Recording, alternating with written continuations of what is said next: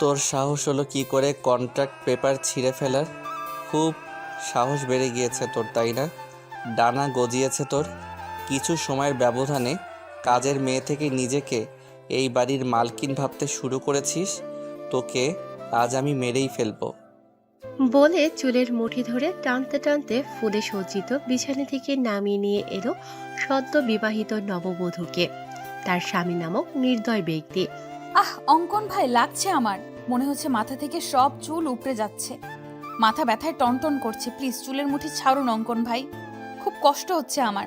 দম বন্ধ হয়ে আসছে, বিশ্বাস করুন। আমি কোনো পেপার ছিঁড়িনি। আমি তো জানিও না আমাদের কন্ট্রাক্ট ম্যারেজ হয়েছে।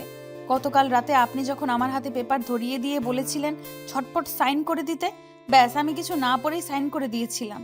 তবে এখন বুঝেছি সেই পেপারটা কোনো সাধারণ পেপার ছিল না, ছিল আমাদের বিয়ের কন্ট্রাক্ট পেপার। যেখানে আমাদের সম্পর্কটাই একটা চুক্তির সম্পর্ক, ভিত্তিহীন, শুধুমাত্র কাগজের একটা সম্পর্ক টিকিয়ে রাখার জন্য আমি কেন কন্ট্রাক্ট পেপার ছিঁড়ে ফেলার দুঃসাহস দেখাতে যাব? দাদিমা যখন আমাকে আপনার রুমে নিয়ে আসে, তখন বড় বাবাকে আপনার রুম থেকে বের হতে দেখেছি আমি। তুই ঠিক কি মিন করছিস অজান্তা? তুই বলতে চাইছিস ড্যাড এই কাজ করেছে? দোহাই আপনার, বিশ্বাস করুন আমার কথা। আমি সত্যিই কিছু করিনি। একদম চুপ। আর একটা কথা বলবি তো একদম গুলি করে মাথার খুলি উড়িয়ে দিব। অঙ্কন চৌধুরীর বউ হওয়ার খুব শখ ছিল তোর, তাই না? তুই কি ভেবেছিলি একটা কাগজে নিজের নাম লিখে আর তিন কবুল বললেই তুই এই বাড়ির কাজের মেয়ে থেকে বাড়ির বউ হয়ে যাবি? মম ড্যাড সুইটহার্টের মতো আমার উপরও নিজের রাজত্ব দায়ের করতে পারবি? তোর এই আশা কখনো পূরণ হবে না অজান্তা। ভুলে যাস না তুই এই বাড়ির কাজের মেয়ে, আর সারা জীবন কাজের মেয়ে হয়েই থাকবি। তোর মতো নর্দমার কীট অঙ্কন চৌধুরীর পায়ের তলায় থাকার যোগ্য বুকে নয়। না জানি কার না কার পাপের ফসল মম ড্যাড আমাদের বাসায় এনে রেখেছে, যেন এটা কোনো আশ্রয় কেন্দ্র। ইস, নেমপ্লেটে চৌধুরী মঞ্জিল না লিখে আশ্রয় মঞ্জিল লিখে দিলে বেশ ভালো হতো। এতে তোর মতো হাজারো অজান্তা, নামহীন, পরিচয়হীন বাবা মা ছাড়া মেয়েগুলো এইখানে আশ্রয় নিতে পারত। ড্যাড শুধুমাত্র তোকে আশ্রয় দিয়ে ক্ষান্ত হয়নি, এখন আবার আমার ঘাড়েও ঝুলিয়ে দিয়েছে। আপনি আমাকে যা ইচ্ছা হয় বলুন, মারুন, কাটুন, আমি কিচ্ছু বলবো না। কিন্তু আমার বাবা মা সম্পর্কে কোনো বাজে কথা বললে আমি কিন্তু আপনাকে ছেড়ে কথা বলবো না অঙ্কন ভাই। অজান্তার কথা শুনে অঙ্কন ক্ষিপ্ত হয়ে এসে অজান্তার গাল চেপে ধরে বলল, ও রিয়েলি? তুই সিআইডি অফিসার অঙ্কন চৌধুরীকে থ্রেট করছিস, যার নাম শুনে শহরের অলিগলিতে থাকা প্রত্যেকটা ক্রিমিনাল ভয়ে কেঁপে ওঠে? তুই তাকে ভয় দেখাচ্ছিস? ও শিট, আমার তো প্যান্ট ভিজে গেছে রে অজান্তা তোর থ্রেট শুনে। অঙ্কন এমনভাবে অজান্তার গাল চেপে ধরেছে যেন মনে হচ্ছে জল ভেঙে যাবে। অজান্তা কোনো মতে অঙ্কনকে ছাড়িয়ে অশ্রুভেজা নয়নে বলল, হ্যাঁ, স্বীকার করছি আমি অজন্তা। আমার কোনো পরিচয় জানা নেই, কিন্তু আমিও কোনো বাবা মায়ের সন্তান। তাই কথায় কথায় আমার পরিচয় নিয়ে প্রশ্ন তুলবেন না অঙ্কন ভাই। আমি সত্যি আপনার মতো একজন সৎ ন্যায়বান সিআইডি অফিসার, যাকে এই তরুণ প্রজন্মের ছেলেমেয়েরা নিজের আইডল মনে করে, তার মতো একজন হতে চাই, যাকে নিয়ে প্রেস মিডিয়ার লোকজনদের গঞ্জনার শেষ নেই। অন্তত তার মুখ থেকে এমন কুরুচিপূর্ণ কথা কখনো আশা করিনি। তারা হয়তো জানে না, তারা যাকে নিজেদের আইডল মনে করে সে সবার সামনে যতটা ভালো মানুষ, ঠিক ততটাই নোংরা, কুৎসিত, অহংকারে জর্জরিত তার ভেতরটা। বাহ বাহ, তোর দেখে খুব উন্নতি হয়েছে অজান্তা। যে অঙ্কন চৌধুরীকে দেখলে ক্রিমিনালদের মতো তোরও কাঁপাকাঁপি শুরু হয়ে যায়। এতগুলো বছর আমাদের বাড়িতে থাকার পরও যার সম্মুখে দাঁড়িয়ে কথা বলতে পারিসনি, আর আজ তুই তার চোখে চোখ রেখে কথা বলছিস? Really I can't believe this. নাকি তুই নিজেকে আমার বউ ভাবতে শুরু করেছিস? বামন হয়ে চাঁদে হাত দেওয়ার স্বাদ থাকলেও সাধ্য নেই আমার। বড় বাবা রাস্তা থেকে তুলে এনে আমাকে নতুন একটা জীবন দিয়েছে। ফ্রিতে খাচ্ছি, থাকছি, পড়ছি, এটাই অনেক। আর কোনো চাওয়া পাওয়া নেই আমার। লাইক সিরিয়াসলি তোর সত্যি আর কোনো চাওয়া নেই? তাহলে মরতে মরতে আমার রুমে কেন এসেছিস তুই? বেরিয়ে যা আমার রুম থেকে, তোকে সহ্য হচ্ছে না আমার। আমাকে নিয়ে যদি আপনার এতই সমস্যা, তাহলে কেন বিয়ে করলেন আমাকে? কেন বিয়ে নামক একটা চুক্তির মিথ্যা সম্পর্কে জড়িয়ে দিয়ে আমার জীবনটা নষ্ট করে দিলেন? কেন অঙ্কন ভাই, কেন? এসব প্রশ্ন আমাকে না করে তোর নিজেকে কর, উত্তর পেয়ে যাবি। ড্রামাবাজ মহিলা, নিজে নাটক সাজিয়ে বড়লোক বাবার একমাত্র ছেলে, শহরের নামকরা একজন সিআইডি অফিসারের গলায় ঝুলে পড়ে এখন আবার আমাকে জিজ্ঞেস করছে কেন বিয়ে করলেন। It's all because of you. আমি কোনো না। Stop all this nonsense. Don't say anymore. Just get out from my room. বলেই অঙ্কন অজান্তার হাত ধরে টানতে টানতে দরজার কাছে নিয়ে এসে দেখল দরজা বাহিরে থেকে লক করা। মুহূর্তের মধ্যেই অঙ্কনের হাত মুষ্টিবদ্ধ হয়ে এলো। কপালে চিন্তার স্পষ্ট ছাপ দেখা গেল। নিজের রাগ কন্ট্রোল করতে না পেরে দরজায় পরপর 2-3টা লাথি মেরে দিয়ে বলল, ড্যাম ইট, কার এত বড় সাহস হলো আমার রুম বাইরে থেকে লক করার? অঙ্কনের কর্মকাণ্ডে আতঙ্ক হয়ে অজান্তা বলল, আপনি দয়া করে শান্ত হন অঙ্কন ভাই। আমি বড় মা বা দাদিমাকে ডাকছি, তারা এসে দরজা খুলে দিলে আমি এক্ষুনি বেরিয়ে যাব রুম থেকে। অজান্তা সবে বড় মাকে ডাক দিতে যাবে তার আগেই অঙ্কন ড্রয়ার থেকে একটা পিস্তল বের করে অজান্তার কপালে ঠেকিয়ে বলল, ভুলেও এই কাজ করতে যাবি না অজান্তা। এই 4 দেয়ালের মধ্যে যা হয়েছে, ভুলেও যদি মম, ড্যাড বা সুইটহার্টের কর্ণপাত হয়ে ট্রাস্ট মি, একদম গুলি করে তোর মাথার খুলি উড়িয়ে দিব। তারা যেন ঘুণাক্ষরেও আমাদের কন্ট্রাক্ট ম্যারেজের বিষয়ে, এমনকি আমাদের মধ্যকার দূরত্ব বুঝতে না পারে। অজান্তা চোখের পানি মুছে ঠোঁটে তাচ্ছিল্যের হাসি ঝুলিয়ে বলল, ড্রামাবাজ আমি না অঙ্কন ভাই, ড্রামাবাজ তো আপনি। নিজেকে কি অমায়িকভাবে প্রেস, মিডিয়া, পরিবারের সদস্যদের কাছে উপস্থাপন করেন, অথচ সামান্য একটা মেয়েকেই সম্মান দিতে জানেন না। আবার বলছেন আপনি যেভাবে সবার সামনে ভালো মানুষ হয়ে থাকার নাটক করেন, ঠিক একইভাবে আমাকেও আপনার পরিবারের সদস্যদের সামনে সুখী কাপলের নাটক করতে। এসব নাটক আপনার সাথে যায় অঙ্কন ভাই, আমার মতো কাজের মেয়ের সাথে না। লিসেন, তোর ওই নন স্টপ বকবক শোনার টাইম বা ইচ্ছা কোনোটাই আমার নেই। তুই বিছানায় বসে আমার বিছানা নোংরা করে দিয়েছিস, এখন ঝটপট বেডশিট চেঞ্জ করে দিয়ে আমার চোখের সামনে থেকে সরে যা। অজান্তা বেডশিট চেঞ্জ করে দিয়ে বলল, আপনি নিজেই তো দেখলেন দরজা বাইরে থেকে লক করা, তাহলে আমি রুমের বাইরে যাব কিভাবে? আর কোথায় বা ঘুমাবো আমি? None of my business. বলে অঙ্কন লাইট অফ করে শুয়ে পড়ল। অজান্তা কি করবে বুঝতে না পেরে ঠাই সেখানে দাঁড়িয়ে রইল। ফজরের আজানের মিষ্টি ধ্বনি কর্ণপাত হতেই তন্দ্রা কেটে যাওয়ার সাথে সাথে আপনা আপনি দর্শনেন্দ্রিয় খুলে যায় অজান্তার। অজান্তার গাত্রে এখনো বিয়ের লাল বেনারসি জড়ানো রয়েছে। বিয়ে বাসরাত নিয়ে প্রত্যেকটা মেয়ের জীবনে নানা রকম জল্পনা কল্পনা থাকে। স্বামী নামক অপরিচিত ব্যক্তির জন্য মনের গহীনে কত শত স্বপ্নের জাল বোনা থাকে। সেরকমটা অজান্তারও ছিল, অথচ তার বাসরাতে স্বামীর বিছানার জায়গাটুকু মিলেনি। তার ব্যালকনিতে রাত্রি যাপন করতে হয়েছে। হয়তো তার ললাটে এমনটাই লেখা ছিল। সারা রাত গরম আর মশার কামড়ে একটুও ঘুম হয়নি অজান্তার। রাতে গহনাগুলো খুলে মেঝেতে রেখেছিল, সেগুলো মেঝে থেকে তুলে অঙ্কনের ড্রেসিং টেবিলের উপর খুব সতর্কতার সাথে রেখে অজান্তা পা টিপে টিপে ওয়াশরুমে চলে গেল। অজান্তা নামাজ পড়ার জন্য অজু করে এসে দেখে কোথাও জায়নামাজ নেই। পরক্ষণে অজান্তার চোখ পড়ে রাতে উঠিয়ে রাখা বেডশিটের ওপর। জায়নামাজ না পেয়ে অজান্তা বেডশিট বিছিয়ে ফজরের সালাত আদায় করে নেয়। অজান্তা নামাজ শেষ করে অগোছালো রুমটা পরিষ্কার করছে, এমন সময় দরজার বাহির থেকে আঞ্জুম আরা চৌধুরী গলা শুনতে পায়।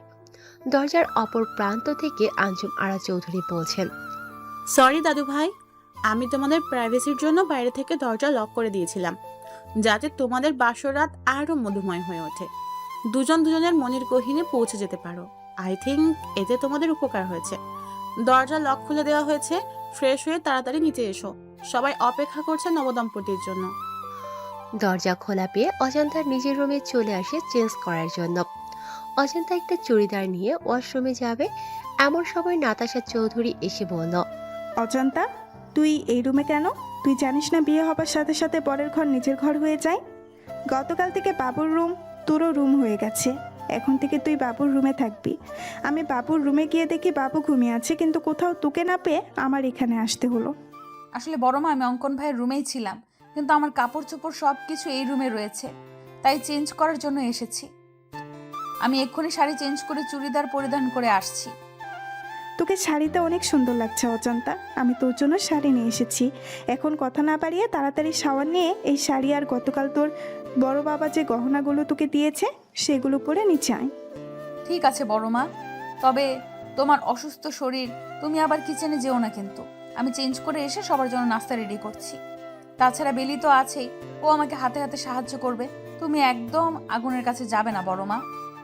নাতাশা চৌধুরী অজান্তাকে নিজের বুকে টেনে নিয়ে বলল, পাগলি মেয়েটা কত ভাবে আমার জন্য, এজন্যই আমি আর ইমতিয়াজ তোকে সারা জীবন আমাদের সংসারে রাখার লোভ সামলাতে পারিনি। এখন যা তো, ঝটপট রেডি হয়ে নিচে আয়। নাতাশা চৌধুরী বেরিয়ে গেল। অজান্তা তার দেওয়া প্যাকেট খুলে দেখে একটা কালো আর ব্লু কালারের জামদানি, 2টা শাড়ি রয়েছে, তার সাথে প্রয়োজনীয় সবকিছু। অজান্তার দেরি না করে তাড়াতাড়ি রেডি হয়ে নিচে যাবে। এমন সময় মনে পড়ে বড় মা তো গহনা নিতে বলেছিল, কিন্তু আমি তো ভুলক্রমে গহনাগুলো অঙ্কন ভাইয়ার রুমে রেখে এসেছি। এখন তার রুমে গেলে যদি আবার রাতের মতো বকাঝকা করে, যদি বন্দুক নিয়ে তেড়ে এসে তার বিখ্যাত ডায়লগ দিয়ে বলে, অজান্তা তুই আবার আমার রুমে এসেছিস কেন, এক্ষুনি বের হয়ে যা আমার রুম থেকে, অন্যথায় একদম গুলি করে তোর মাথার খুলি উড়িয়ে দেব। তখন কি জবাব দেব আমি? পরক্ষণেই মনে হলো এই টাইমে অঙ্কন ভাই জগিং করতে বের হয়, নিশ্চয় আজও তার ব্যতিক্রম হয়নি। আমি নিশ্চিন্তে গিয়ে আমার গহনাগুলো নিয়ে আসতে পারবো। এক বুক আশার সঞ্চার করে অজান্তা অঙ্কনের রুমের দিকে পা বাড়ালো। ফোন ভাইব্রেটের শব্দে ঘুম ভেঙে গেল অঙ্কনের। অঙ্কন তড়িঘড়ি করে উঠে ফোনের দিকে চোখ পড়তেই বলল, ও শিট, আমার জগিংয়ের সময় পার হয়ে যাচ্ছে আর আমি ঠিকই পাইনি। সব হয়েছে ওই ড্রামাবাজ মেয়েটার জন্য। ওর জন্যেই অনেক রাত পর্যন্ত জেগে থাকতে হয়েছে, যার কারণে আজ আমার জগিং মিস হয়ে গেল। অঙ্কন অজান্তাকে হাজারটা বকা দিতে দিতে ফ্রেশ হওয়ার জন্য ওয়াশরুমে প্রবেশ করতেই শ্যাম্পু বা সাবান জাতীয় কিছুর উপর স্লিপ হয়ে ঠাস করে মেঝেতে পড়ে যাওয়ার ফলস্বরূপ অনেকটা ভিজে যাওয়ার সাথে সাথে কোমরেও বেশ চোট পায়। বিরক্তিতে অঙ্কন মুখ থেকে জল জাতীয় শব্দ বের করে বলল, আমি স্পষ্ট বুঝতে পারছি আমার ওয়াশরুমে কেউ এসেছিল, কিন্তু কে হতে পারে? আমার অনুমতি ব্যতীত কারো সাহস হবে না আমার রুমে প্রবেশ করার। ও মাই গড, তার মানে ওই ড্রামাবাজ নোংরা মেয়েটা আমার ওয়াশরুমেও চলে এসেছে। তোর সাহস দেখে আমি অবাক হয়ে যাচ্ছি অজান্তা, এর জন্য তোর কঠিন শাস্তি ভোগ করতে হবে। I will teach you a good lesson, mind it. একে তো তোর জন্য আজকে জগিং করতে যেতে পারিনি, এখন আবার কোমরে ব্যথা পেতে হলো, আবার ভিজেও গিয়েছি। এখন তো শাওয়ার না নিয়ে বেরো হতে পারবো না, কিন্তু টাওয়েল তো আনিনি। অঙ্কন তাওয়াল নিতে আসবে এমন সময় রুম থেকে কারো পায়ের শব্দ শুনতে পেল। অঙ্কন ভাবছে নিশ্চয় সুইটহার্ট এসেছে। সে ওয়াশরুম থেকে হাঁক ছেড়ে বলল, সুইটহার্ট মাই ডার্লিং, আমার টাওয়েলটা একটু দিয়ে যাও তো। অজান্তা ভেবেছিল অঙ্কন ভাই নিশ্চয়ই রুমে থাকবে না। এই আশায় তার গহনাগুলো নেয়ার উদ্দেশ্যে অঙ্কনের রুমে এসে হাজির হয়েছিল, কিন্তু ওয়াশরুম থেকে তীব্র আওয়াজ শুনে বুঝতে পারে তার ধারণা ভুল। সে হাড়ে হাড়ে টের পাচ্ছে, যেখানে বাঘের ভয় সেখানেই সন্দেহ হয়। এই প্রবাদটার মানে অজান্তা তড়িঘড়ি করে গহনাগুলো নিয়ে রুম থেকে বের হতে যাবে, তার আগে আবারও শুনতে পায়, সুইটহার্ট, কোথায় গেলে তুমি? দাও না আমার টাওয়েলটা। আমার কিন্তু শুধুমাত্র একটা হাফ প্যান্ট পরা। তুমি কি চাচ্ছ আমি হাফ প্যান্ট পরে তোমার সামনে আসি? তুমি টাওয়েল না দিলে আমি সত্যি সত্যি এই অবস্থায় তোমার সামনে চলে আসব। অজান্তা এদিক সেদিক তাকিয়ে বলল, দূর, কি মুসিবতে পড়ে গেলাম। এখন কি করব আমি? আমার কি তাকে সাহায্য করা উচিত? তাছাড়া অঙ্কন ভাই মনে করেছে রুমে তার সুইটহার্ট এসেছে, তাই আমি যদি টাওয়াল দিয়ে আসি তাহলে সে ভাববে সুইটহার্টই দিয়েছে। অজান্তা আকাশ কুসুম চিন্তা করে তাওয়াল নিয়ে দরজায় নক করল। অঙ্কনের মাথায় দুষ্টু বুদ্ধি চেপে বসে। অঙ্কন মুচকি হেসে বলে, সকাল সকাল সুইটহার্টের প্রেমের বইটা খুলে দিয়ে তাকে প্রেমের অতল সাগরে ভাসিয়ে নিয়ে গেলে কেমন হবে ব্যাপারটা? নিশ্চয়ই খুব বকা দিবে আমাকে, আমার কান মলে দিবে। দিক না, আমিও তো এমনটাই চাই। আমি আবারও সুইটহার্টের আগের মতো শাসন, আদর, ভালোবাসা পেতে চাই। বড্ড মিস করি শাসনগুলো। সে আদর, ভালোবাসা, শাসন পেতে আমাকে যদি এতটুকু দুষ্টুমি করতে হয়, করব আমি। অচিন্তা ভেতর থেকে অঙ্কনের কোনো রেসপন্স না পেয়ে আবারও দরজায় নক করার সাথে সাথে অঙ্কন হ্যাসকা টানে তাকে ওয়াশরুমে নিয়ে যেতে দুজনে ব্যালেন্স হারিয়ে শাওয়ারের নিচে পড়ে যায়। অজান্তা ভেতর থেকে অঙ্কনের কোনো রেসপন্স না পেয়ে আবারও দরজায় নক করার সাথে সাথে অঙ্কন হ্যাসকা টানে তাকে ওয়াশরুমে নিয়ে যেতে দুজনে ব্যালেন্স হারিয়ে শাওয়ারের নিচে পড়ে যায়। শাওয়ারের নিচে পড়ে দুজনেই কাক ভেজা হয়ে গিয়েছে।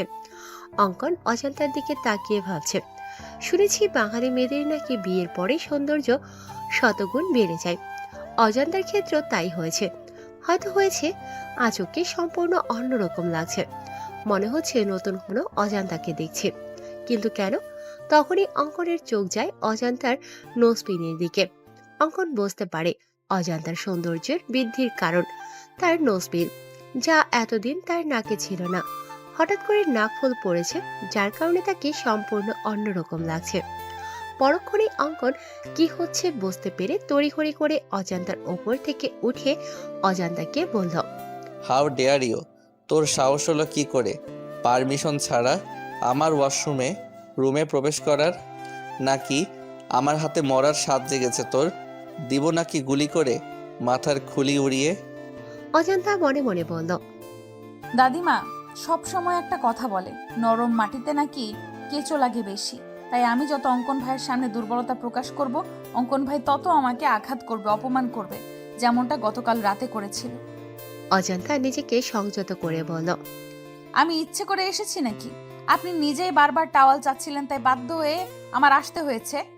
তুই কি সুইটহার্ট? আমি সুইটহার্টকে টাওয়েল দেওয়ার জন্য ডেকেছি, তোকে নয়। আমি তো আপনার উপকার করতে এসেছিলাম, কিন্তু আপনি যে আমার হাত ধরে টেনে ভেতরে নিয়ে আসলেন, আমাকে ভিজিয়ে দিলেন, এই বেলায় কিছুই না। আর আমি কিছু বলতে গেলেই আপনার সেই চিরচেনা এক ডায়লগ দিবেন, একদম গুলি করে মাথার খুলি উড়িয়ে দিব। বলি কি, এ পর্যন্ত কয়টা মানুষের গুলি করে মাথার খুলি উড়িয়ে দিয়েছেন? তোর সাহস দেখে সত্যি আমি অনেক অবাক হয়ে যাচ্ছি। এক রাতের ব্যবধানে মুখে খই ফুটতে শুরু হয়ে গিয়েছে। রাতেও তোর চোখে মুখে আমি ভয়ের স্পষ্ট ছাপ দেখতে পেয়েছি, বাট এখন সেই ভয়ের ছাপ নেই। এক রাতেই এত চেঞ্জ? আপনি বাঘ না ভাল্লুক যে আপনাকে ভয় পেতে হবে? হ্যাঁ, আগে ভয় পেয়েছি, কারণ তখন আপনি অন্য পুরুষ ছিলেন, আর এখন আপনি বিয়ে করা বর আমার। বিয়েটা যেইভাবেই হোক হয়েছে তো। বড়মা বলেছে বিয়ের পরে বরের সবকিছু নিজের হয়ে যায়, তাই এটা যেমন আপনার রুম তেমনি আমারও রুম। আর নিজের রুমে প্রবেশ করতে যদি অনুমতি নিতে হয়, তাহলে আপনিও আমার থেকে অনুমতি নিয়ে রুমে প্রবেশ করবেন। অঙ্কন কিছু বলতে যাবে তার আগেই রুম থেকে আলিশা হাঁক ছেড়ে বলল, অজান্তা আপু, অঙ্কন ভাইয়া, তোমরা কি করছো ওয়াশরুমে? মাই গড, তোমাদের কি রুমে জায়গা কম পড়েছে যে ওয়াশরুমে গিয়ে রোমান্স করতে হচ্ছে? তোমাদের রোমান্স শেষ হলে তাড়াতাড়ি নিচে আসো, সবাই তোমাদের জন্য অপেক্ষা করছে। আলিশার সাড়া পেয়ে অজান্তা নিজের রুমে গিয়ে চেঞ্জ করে অন্য একটা শাড়ি পরে নিচে এসে দেখে সবাই ব্রেকফাস্ট না করে তাদের জন্য অপেক্ষা করছে। অজান্তা ডাইনিং টেবিলে এসে দেখে হরেক রকমের রেসিপি রান্না হয়েছে, যার মোমো গন্ধে পুরো বাড়ি ছড়িয়ে গিয়েছে। অজান্তা মেকি রাগ দেখিয়ে নাতাশা চৌধুরীকে বলল, তোমাকে বারণ করেছিলাম বড়মা কিচেনে যাবে না, তবুও কেন অসুস্থ শরীর নিয়ে রান্না করতে গেলে? তাছাড়া ব্রেকফাস্টে তো ভারী কোনো খাবার খাওয়া হয় না, তাহলে আজ ঘটা করে এত আয়োজন কেন? তোকে হয়তো আমি গর্ভে ধারণ করিনি, কিন্তু সেই ছোটবেলা থেকে মায়ের আদর দিয়ে তোকে বড় করেছি। সেই ছোট্ট মেয়েটা আজ নতুন জীবনের সূচনা করেছে, তার খুশির জন্য আমার এইটুকু কষ্ট কিছুই না। সাধারণত বিয়েতে কত বড় আয়োজন করা হয়, আমরা তো সেই ধরনের কিছুই করিনি, তাই নিজের সামান্য কিছু ট্রাই করেছি। অবশ্য আমি একা করিনি, আলিশা বেবিও সাহায্য করেছে আমাকে। অজান্তা নাতাশা চৌধুরীকে জড়িয়ে ধরে বলল, তোমাকে জড়িয়ে ধরলে কেন আমি মায়ের ফিল, আমার মায়ের গন্ধ পাই বড়মা? কেন মনে হয় তুমি আমার গর্ভধারিণী মা? তুই আমার নিচের পেটের মেয়ে, তাই হয়েছে শান্তি, এবার কথা না বাড়িয়ে তাড়াতাড়ি খেতে বস। আমি তোদের তিনজনকেই নিজের হাতে খাইয়ে দিব, কিন্তু বাবু এখনো আসছে না কেন? মম, ওই যে দেখো ভাইয়া চলে এসেছে। এখন তাড়াতাড়ি খেতে দাও তো, খুব খিদে পেয়েছে। ব্রেকফাস্টে আজ এত এত খাবার খেতে পারবো কখনো ভাবিনি। এইসব কিছু হয়েছে অজান্তা আপুর জন্য। ধন্যবাদ আপু। হয়েছে, আর এত ধন্যবাদ দিতে হবে না। অঙ্কন চেয়ার টেনে আর চোখে অজান্তার দিকে তাকিয়ে বলল, সকাল সকাল ড্রামা শুরু করে দিয়েছে, ড্রামাবাজ মহিলা একটা। অঙ্কন বসা মাত্রই আঞ্জুমারা চৌধুরী অঙ্কনকে ফিস ফিস করে বলল, হোয়াট হ্যাপেন দাদু ভাই? সকাল সকাল দুজনেরই চুল ভেজা, দাল মে কুছ কালা হ্যায়। অঙ্কন মাথা চুলকাতে চুলকাতে বলল, তুমি যেরকম ভাবছো সেরকম কিছুই হয়নি সুইটহার্ট। এরকম দিন আমিও পার করে এসেছি দাদু ভাই। চুলে পাক এমনি এমনি ধরেনি। বিয়ের পরের কয়েকটা মাস হচ্ছে মধু মাস। মধুর আজাদ আর মধুরানীর থেকে মধু সংগ্রহ করবে, এটাই স্বাভাবিক। এতে এত লজ্জা পাওয়ার কি আছে? অঙ্কন প্রসঙ্গ পরিবর্তন করতে বলল, মম কোথায় সুইটহার্ট? তাড়াতাড়ি ব্রেকফাস্ট দিতে বলো তো, আমার একটু তাড়া আছে, বেরোতে হবে আমাকে। বিয়ের পরের দিনই নতুন বউ ছেড়ে কোথায় যাবে দাদু ভাই? ইনভেস্টিগেশনে যেতে হবে সুইটহার্ট। তুমি তো ছুটিতে রয়েছো, তাহলে আবার ইনভেস্টিগেশনে কেন? নতুন নতুন বিয়ে করছো, কোথায় বউকে একটু সময় দিবা, আদর আহ্লাদ করবা, তা নয়তো সেই ছুটছো ইনভেস্টিগেশনে। অন্য অফিসার তো আছে, তারা ঠিক সামলে নিবে। তোমার কাজ কোথাও যেতে হবে না। গ্রাম থেকে কিছু মেহমান আসবে, বিকালে ছোটখাটো প্রভাতের অনুষ্ঠানের আয়োজন করা হয়েছে। তুমি কোথাও যাচ্ছ না, বাস। এমনটা হয় না সুইটহার্ট, থানায় 4টা মিসিং ডায়েরি এসেছে বাচ্চা নিখোঁজ হওয়ার, যার ইনভেস্টিগেশনের সম্পূর্ণ দায়িত্ব পড়েছে আমাদের সিআইডি টিমের উপর। আর ডিপার্টমেন্টের আমি একজন সিনিয়র সিআইডি অফিসার হয়ে হাত পা গুটিয়ে বাড়ি বসে থাকতে পারি না সুইটহার্ট। একটার পর একটা বাচ্চা নিখোঁজ হচ্ছে এতিমখানা থেকে, আর আমাদের সন্দেহ এতিমখানার সাথে জড়িত কেউ এই কাজ করেছে। হয়তো সে বাচ্চা পাচারকারীদের সাথেও জড়িত। তাই আরও বাচ্চা মিসিং হওয়ার আগেই আমাদের অপরাধীদের ধরতে হবে। নাতাশা চৌধুরী কিচেন থেকে পায়েসের বাটি নিয়ে আসছিল ডাইনিং এর দিকে। এমন সময় এতিমখানার কথা শুনে অঙ্কনকে জিজ্ঞাসা করল, কোথায় যাবি বাবু? তুই না ছুটি নিলি? কুসুমপুর এতিমখানায় মম। কুসুমপুর এতিমখানার কথা শুনে নাতাশা চৌধুরীর হাত থেকে পায়েসের বাটির নিচে পড়ে বাটিতে থাকা পায়েস মেঝেতে ছড়িয়ে ছিটিয়ে যায়।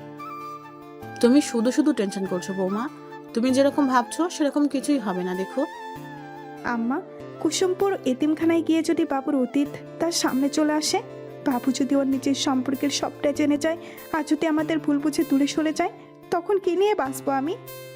তুমি অযথা টেনশন করছো। তাছাড়া তুমি কোনো অন্যায় তো করোনি। তোমার প্রয়োজন ছিল একটা সন্তানের, আর দাদু ভাইয়ের প্রয়োজন ছিল একটা পরিবার, মা বাবা। দাদু ভাই একটা পরিবার পেয়েছে, তুমি পেয়েছো একটা সন্তান। যদিও তুমি দীর্ঘ 8 বছর পরে একটা মৃত সন্তান জন্ম দিতে সক্ষম হয়েছিলে, কিন্তু সে তো আর পৃথিবীর আলো দেখতে পারেনি। না না আম্মা, আমি মৃত সন্তান জন্ম দেইনি। যদিও চেক আপ করে আমাকে বলা হয়েছিল আমার ছেলে সন্তান হবে, কিন্তু আমার স্পষ্ট মনে আছে যখন আমার জ্ঞান ছিল আমি কন্যা সন্তানের কান্নার আওয়াজ পেয়েছিলাম। অর্থাৎ আমি কন্যা সন্তানের জন্ম দিয়েছিলাম, কিন্তু যখন আমার জ্ঞান ফিরে আসে নার্স আমার কাছে একটা মৃত ছেলে সন্তান দেয় আর বলে আমি মৃত সন্তান জন্ম দিয়েছি। আমি আগেও আপনাদের বলেছি আম্মা, কিন্তু আপনারা কেউ আমার কথা বিশ্বাস করেননি। উল্টো আমাকে সন্তান হারানোর বেদনায় মানসিক রোগী বলেছেন। বিশ্বাস করেন আম্মা, আমার সত্যিই মেয়ে হয়েছিল, কিন্তু জানি না কার নজর লেগেছিল আমার মেয়ের উপর, আমার পরিবারের উপর। তারা আমার মেয়েকে সরিয়ে তার জায়গায় একটা মৃত ছেলে সন্তান দিয়ে দিল। আর ইমতিয়াজও ভেবেছিল আমি হয়তো 8 বছর পর কোনো মৃত সন্তান মেনে নিতে পারিনি, তাই উল্টাপাল্টা বকেছি, যার কারণে ইমতিয়াজও আমার মেয়েটার কোনো খোঁজ করেনি। বলে কান্নায় ভেঙে পড়লেন নাতাশা চৌধুরী। এখন আর এসব বলে কি লাভ বৌমা? যা হবার হয়েছে। এখন বেশি না বকে তুমি একটু বিশ্রাম নাও। অঙ্কন আর তার টিমের সদস্যরা 5 মিনিট আগে কুসুমপুর এতিমখানায় এসে পৌঁছেছে। এতিমখানায় প্রায় 300-400 বাচ্চা রয়েছে, যার পরিচালনার দায়িত্ব নিয়েছেন স্থানীয় এলাকার চেয়ারম্যান রওনক হোসেন, এবং তার সাথে কিছু ফাউন্ডেশন যুক্ত রয়েছে। যা থেকে এতিমখানার বাচ্চাদের জন্য বিভিন্ন অনুদান আর্থিক সহায়তা প্রদান করা হয়। একে একে যখন 4টা বাচ্চা নিখোঁজ হয়ে যায়, তখন রওনক হোসেন নিজে থানায় গিয়ে মিসিং ডায়েরি করে আসে। অঙ্কন এসে রওনক হোসেনকে জিজ্ঞাসা করল, আচ্ছা চেয়ারম্যান সাহেব, এসব হলো কিভাবে? 4টা বাচ্চা কি একসাথে নিখোঁজ হয়েছে নাকি আলাদা আলাদাভাবে? স্যার, আমি চেয়ারম্যান মানুষ, আমার নানান কাজে ব্যস্ত থাকতে হয়। আমি শুধুমাত্র এতিমখানা পরিচালনা করি, কিন্তু বাচ্চাদের দেখাশোনা করতে রহমত চাচাকে অনেক বিশ্বস্ত একজন লোক। অনেক আগে থেকে এখানে রয়েছে, অর্থাৎ আমার আগে এতিমখানা পরিচালনা করতো আমার বাবা। রহমত চাচা তখন থেকেই এখানে রয়েছে। 2 দিন আগে রহমত চাচা আমাকে ফোন করে বলে যে রাব্বি নামের একটা ছেলেকে অনেকক্ষণ যাবৎ দেখতে পাচ্ছে না। পরে নাকি বেলা জানায় সকাল 10টা নাগাদ রাব্বির দুঃসম্পর্কের কোনো মামা এসে রাব্বিকে নিয়ে গিয়েছে, তবে বিকালের মধ্যে এসে রাব্বিকে আবার দিয়ে যাবে। কিন্তু রাব্বি আর ফিরে আসেনি। বিকাল করে সন্ধ্যা হয়ে যায়, কিন্তু আর যখন সবাই রাব্বিকে খুঁজতে ব্যস্ত হয়ে পড়ে, তখন আলিফ নামের ছেলেটা নিখোঁজ হয়ে যায়। 1 মিনিট চেয়ারম্যান সাহেব, এই বেলাকে? অঙ্কনের কথা শুনে পাশ থেকে একটা মধ্যবয়সী মহিলা বলে উঠল, আমি করছি সাহেব। এই বেলা 1 নাম্বারের কুটনি বেডি, একজনের কথা অন্যজনের কাছে লাগানোর কাজ। বেয়াদব একটা মহিলা, ওর মতি কোনো শিক্ষে দিক্ষে নাই, আছে খালি কুটনামি ওনার গুণ। ওর ওই কুটনামির জন্যে ওর বর ওরে তালাক দিছে, তাই এখন এই এতিমখানায় এসে উঠিছে। এতিমখানার রান্ধার কাম করে ওই কুটনি বেডি। আমার মনে হচ্ছে ওই কুটনি বেডি নিশ্চয়ই এই কাজের লগে জড়িত আছে। ওই বেডি এই ফুলের মতন বাচ্চাগুলান রে গায়েব করিছে। কিন্তু তুমি কে? আমি রেশমি সাহেব। আমি আগে এই এতিমখানার রান্ধার কাম করতাম, কিন্তু ওই বেলা কুটনি উড়ে এসে জুড়ে বইছে। কে কুটনি আর কে শুটনি সেইটা আমরা ঠিকই বের করে নিব। তোমরা এইটা বলো যে এই কুটনি এই বেলা কে কোথায় পাবো? চেয়ারম্যান সাহেব বলল, স্যার, ওই বেলা ওইখানেই থাকে, তবে আজ সকাল থেকে ওকে কোথাও দেখতে পাচ্ছি না। আমি কইছিলাম না সাহেব, ওই কুটনি বেলা এর সাথে জড়িত। আপনারা আসবেন জানতে পারে হয়তো কোন হানে ঘামটি মেরে বসে আছে। আপনি খালি একবার আমারে হুকুম দেন সাহেব, আমি ওই কুটনির চুলের মুঠি ধরে টাইনে নিয়ে আসবানি। তাহলে তো তুমি নিশ্চয়ই জানো বেলা কোথায় গিয়েছে। এখন ঝটপট বলে দাও বেলা কোথায়। রেশমি আমতা আমতা করে বলল, না না সাহেব, আমি কিছু জানি না। ওই রাগের বশে এত কিছু করে ফেলেছি সাহেব। বুঝতে পেরেছি, বেলার প্রতি অনেক ক্ষোভ জমে আছে তোমার। আমারে চোর অপবাদ দিয়ে বেলা আমার জায়গা দখল করেছে সাহেব। ক্ষোভ তো থাকারই কথাই, তবে আমি সত্যিই জানি না এই বেলা কুটনি কনে গিয়ে মরিছে। ঠিক আছে, সমস্যা নেই, আমরা ঠিক জেনে নিব। রেশমি ফিস ফিস করে বলল, ওই বেলা কুটনি যেই হানেই যাক, ওর মুখে যেন ঠাডা পড়ে, ওরা যেন কাল নাগিনী সবল দিয়ে মারে, শয়তান বেটি। রেশমি যদিও ফিস ফিস করে কথাগুলো বলেছেন, তবুও অঙ্কনের কান পর্যন্ত ঠিক পৌঁছে গেছে। অঙ্কন মুচকি হেসে রেশমির ভাষা ফলো করে বলল, বেডি মাইন্সের শত্রু। আজ বিকেলে ছোটখাটো বৌভাতের অনুষ্ঠানের আয়োজন করার কথা ছিল, কিন্তু অঙ্কন না থাকায় অনুষ্ঠান ক্যান্সেল করা হয়েছে। অজান্তা অঙ্কনের ব্যালকনিতে দাঁড়িয়ে রয়েছে। এমন সময় দেখে বেলি তার সমস্ত জিনিসপত্র অঙ্কনের রুমে নিয়ে এসেছে, যা দেখে অজান্তা অনেকটা অবাক হয়ে জিজ্ঞেস করল, এ কি বেলি, তুমি আমার সব জিনিসপত্র অঙ্কন ভাইয়ের রুমে নিয়ে এসেছো কেন? আমি বলেছি। পাশ থেকে নাতাশা চৌধুরী বললেন, এখন থেকে তোর সবকিছু এখানেই থাকবে। নে, তোর কাপড় চোপড় আলমারিতে গুছিয়ে রাখ। বড়মা, কি হয়েছে তোমার? তোমাকে এমন লাগছে কেন? চোখ ফোলা, নাক লাল হয়ে আছে, নিশ্চয়ই অনেক কান্না করছো। কিন্তু কেন বড়মা? তোমাকে মাঝে মাঝে দেখি লুকিয়ে লুকিয়ে কান্না করো। কিসের এত কষ্ট তোমার বড়মা? বলো না বড়মা। তোমার কষ্টে আমার ভালো লাগে না, আমার কলিজা ছিঁড়ে বেরিয়ে আসতে চায়। বলো না বড়মা, কি হয়েছে তোমার? নাতাশা চৌধুরী কোনো কথার উত্তর না দিয়ে চুপচাপ রুম থেকে বেরিয়ে আসে। অজান্তা চোখের পানি মুছে তার কাপড় চোপড় আলমারিতে গুছিয়ে রাখছে। এমন সময় একটা ছবির দিকে চোখ পড়তে থমকে যায় অজান্তা। অজান্তা ছবিটা হাতে নিয়ে বলে, আরে এইটা তো আমার নিজেরই ছবি। অজান্তা ভালো করে লক্ষ্য করে দেখে শুধু একটা না, হাজারটা ছবি, যেগুলো দেখে বোঝা যাচ্ছে ছবিগুলো লুকিয়ে তোলা হয়েছে। অজান্তা ভাবছে, অঙ্কন ভাইয়ের আলমারিতে আমার ছবি, তাও আবার লুকিয়ে রাখা হয়েছে। কিন্তু কেন? অঙ্কন ভাই তোমার নিজের ছেলে না, তার সাথে তোমার রক্তের কোনো সম্পর্ক নেই, তাই না বড় মা? কিসব আবল তাবল বকছিস অজন্তা? বাবু আমার নিজের ছেলে, তোকে এসব কথা কে বলছে? এই কাগজটা, জানো এটা কিসের কাগজ? জন্ম নিবন্ধনের কাগজ। এখানে অঙ্কন ভাইয়ের নামের জায়গায় অঙ্কন চৌধুরী নয়, অঙ্কন তালুকদার দেওয়া। আর বাবা তুহিন তালুকদার আর মা নাজমা তালুকদার। আজ যখন তুমি আর দাদিমা গল্প করছিলে তখন সবটা শুনেছি আমি। তখনই আমার মনে সন্দেহ জাগে। আর এই লকারের সমস্ত জিনিস অঙ্কন ভাইয়ের, সেটা আমি আগে থেকেই জানতাম। তাই তুমি যখন ঘুমিয়েছিলে আমি লুকিয়ে তোমার থেকে চাবি নিয়ে এই তালাবদ্ধ ঘরে এসেছিলাম। ব্যাস, এইখানে এসে দুধ কা দুধ পানি কা পানি হয়ে গেল। আমার সমস্ত সন্দেহ দূর হয়ে গেল। এরপরও তুমি নিশ্চয়ই বলবে না যে অঙ্কন ভাই তোমার নিজের ছেলে?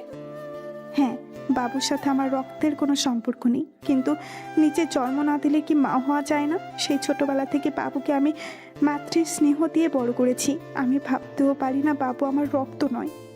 কিন্তু তুমি বড় বাবা চাইলেই তো অঙ্কন ভাইকে দত্তক নিতে পারতে।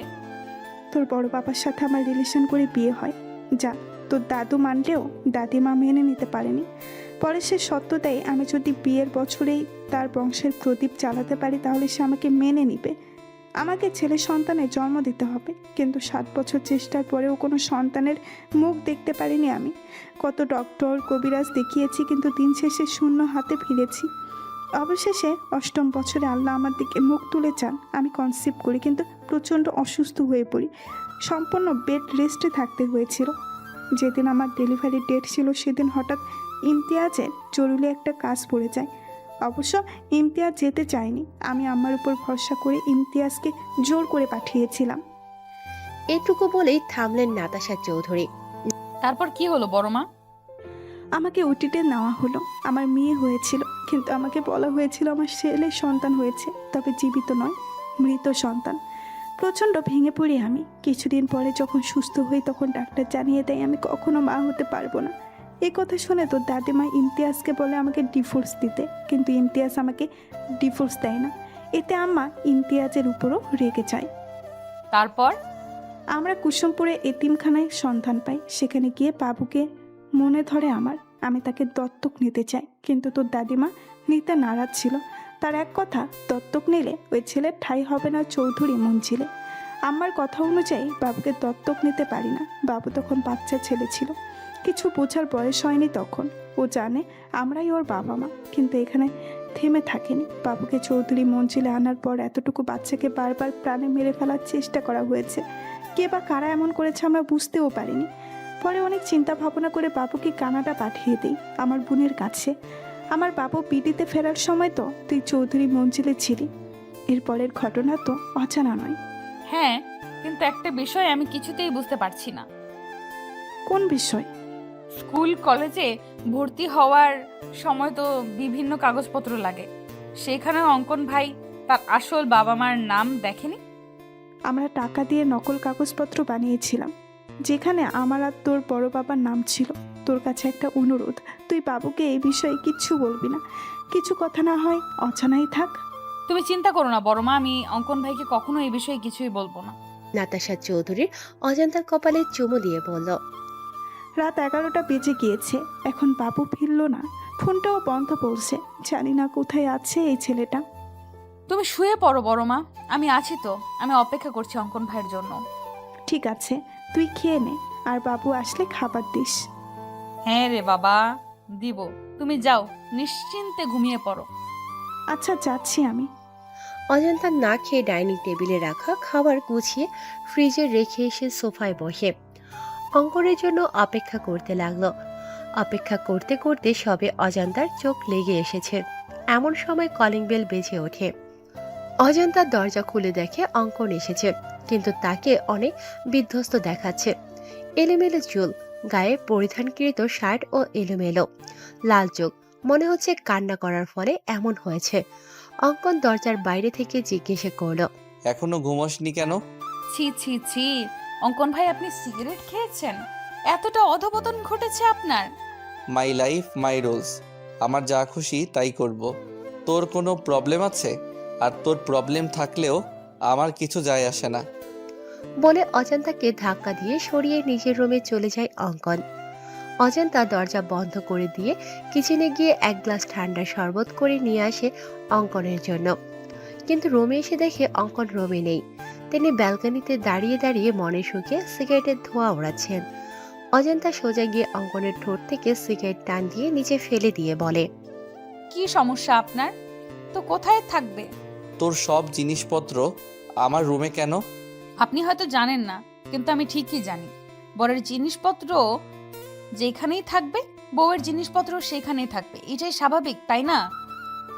অঙ্কন কিছু বলার আগেই অজান্তা বলল, অন্য ছেলেরা অফিস থেকে ফিরে বউকে জড়িয়ে ধরে ক্লান্তি দূর করে, কিন্তু আপনি তো সাধু সন্ন্যাসী, বউয়ের ধারে কাছেও ঘেঁষবেন না।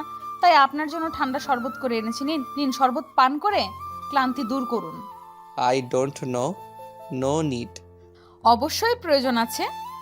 তুই কিন্তু একটু বেশি বকছিস অজান্তা। আমার সামনে থেকে যা, নয়তো একদম গুলি করে মাথার খুলি উড়িয়ে দিব। থাক ভাই, খুলি উড়ানোর কোনো প্রয়োজন নেই। আপনি ফ্রেশ হন, আমি উপরে আপনার জন্য খাবার নিয়ে আসছি। অজান্তা খাবার নিয়ে এসে দেখে অঙ্কন শাওয়ার নিয়ে লুঙ্গি পড়েছে। যা দেখে অজান্তার হাসি কিছুতেই থামছে না। অজান্তাকে হাসতে দেখে অঙ্কন ধমক দিয়ে বলল, ফ্রিতে সার্কাস দেখেছিস নাকি? আপনি লুঙ্গি পরেছেন? আগে তো কখন আপনাকে লুঙ্গি পরতে দেখিনি। অজান্তা অঙ্কনকে খাবার দিয়ে সেখানেই দাঁড়িয়ে রয়েছে। সেও রাতে খায়নি, মনে হচ্ছে পেটের মধ্যে ক্ষুধায় হরতাল শুরু করে দিয়েছে। অজান্তা ভাবছে, আমাকে একটু খাইয়ে দিলে অঙ্কন ভাইয়ের কি জাতমান চলে যেত।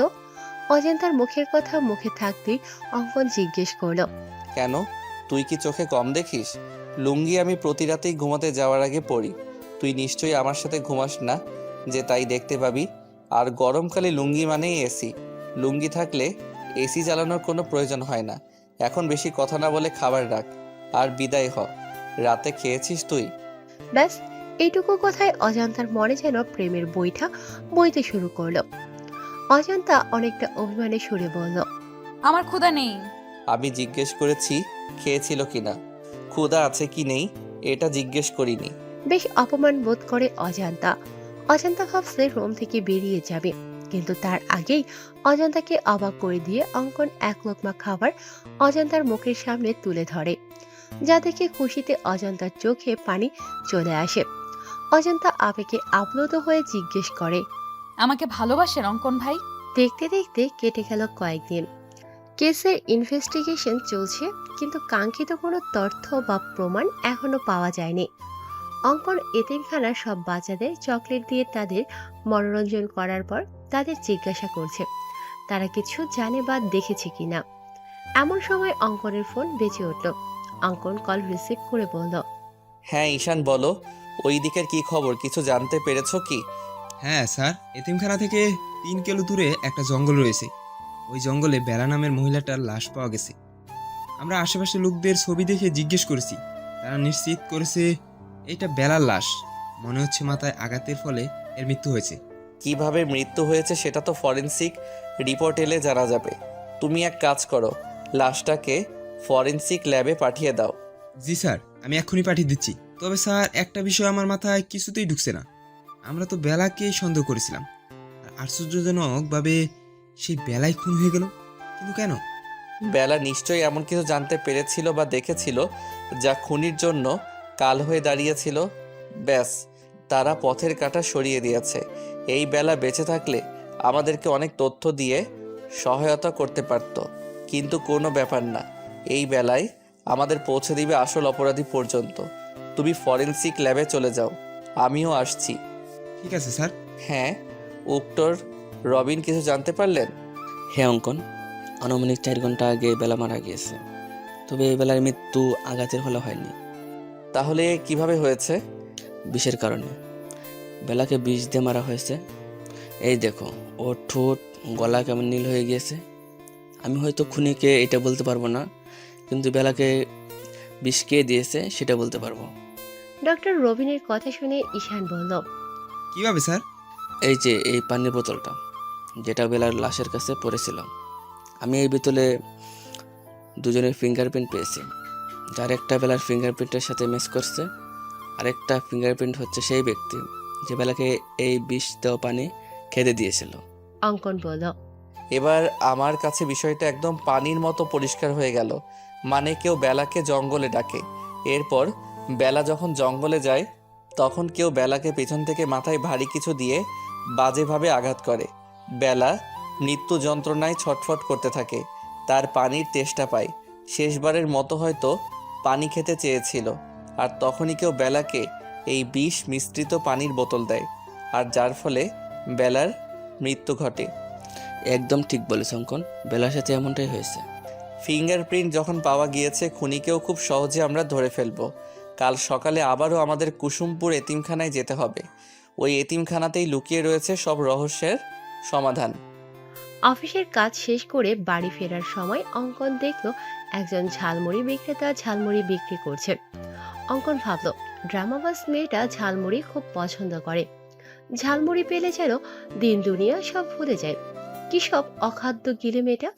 সব অখাদ্য খাওয়ার ফলে শরীরের এই অবস্থা। মনে মনে অজান্তাকে হাজারটা বকা দিয়ে অঙ্কন 100 টাকার ঝালমুড়ি নিয়ে বাইকের স্পিড বাড়িয়ে দিয়ে তাড়াতাড়ি বাড়ি পৌঁছালো। অঙ্কন ভেবেছিল হয়তো অজান্তা তার ফেরা অবধি অপেক্ষা করবে, কিন্তু কলিং বেল পেয়ে দরজা খুলে দিল নাতাশা চৌধুরী। যা দেখে অঙ্কন বলল, মম, তুমি এখনো জেগে রয়েছো কেন?